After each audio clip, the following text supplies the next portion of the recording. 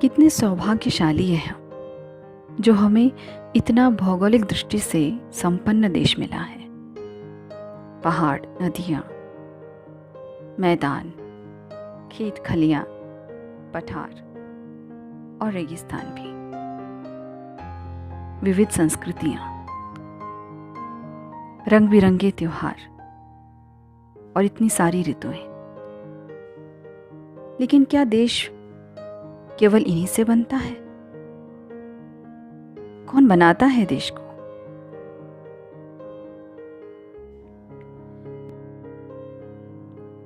ये देश नहीं बनता केवल खेत खलिहानों से।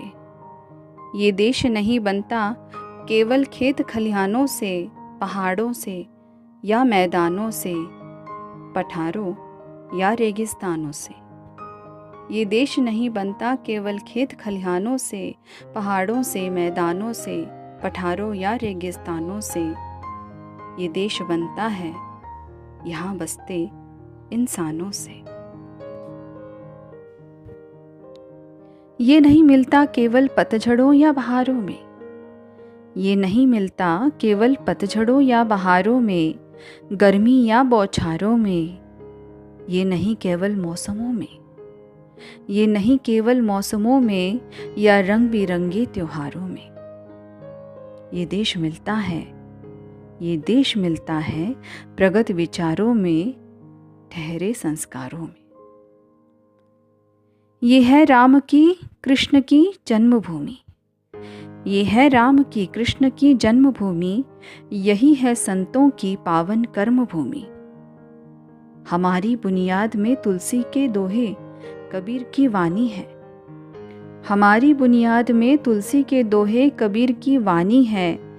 हवाओं में अजान गूंजती गुरबानी है। ये देश बनता है विधान बने सत्य वचनों से।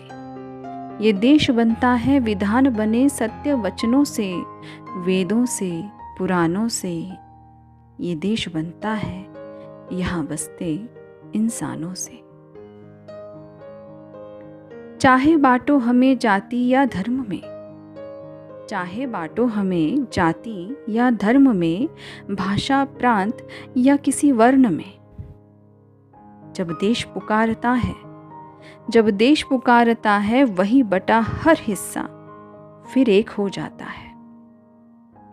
जब देश पुकारता है, वही बटा हर हिस्सा फिर एक हो जाता है।